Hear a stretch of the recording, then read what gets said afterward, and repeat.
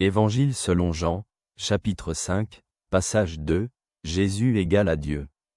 Jésus leur répondit, « Mon Père agit jusqu'à maintenant, et moi aussi j'agis. » C'est pourquoi les Juifs cherchaient d'autant plus à le tuer, parce qu'il ne respectait pas seulement le sabbat, mais appelait aussi Dieu son propre Père, se faisant égal à Dieu. En réponse, Jésus leur dit, « en vérité, je vous le dis, le Fils ne peut rien faire de lui-même, s'il ne voit pas le Père le faire. Car ce que fait le Père, le Fils le fait pareillement.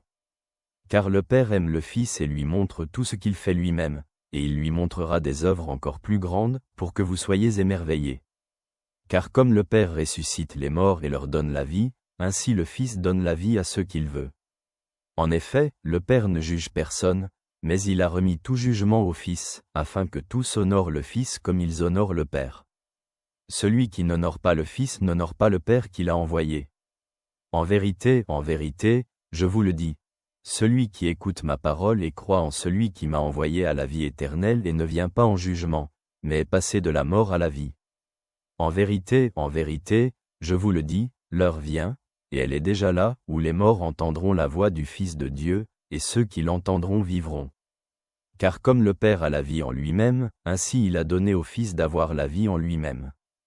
Il lui a également donné le pouvoir d'exécuter le jugement, parce qu'il est Fils de l'homme.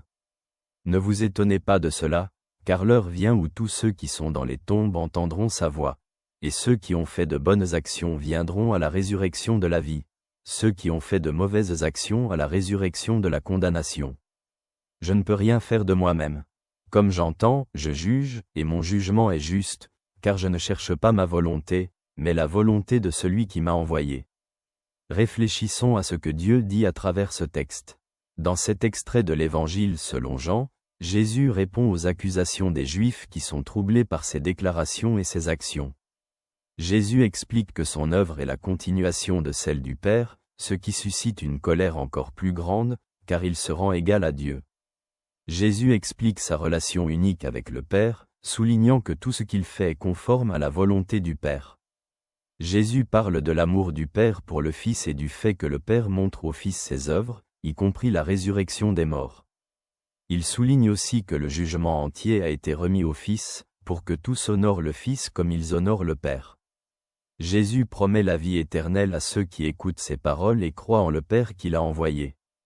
Dans la partie finale de cet extrait, Jésus parle de la résurrection, soulignant que ceux qui ont fait de bonnes actions verront la résurrection de la vie, et ceux qui ont fait de mauvaises actions, la résurrection de la condamnation.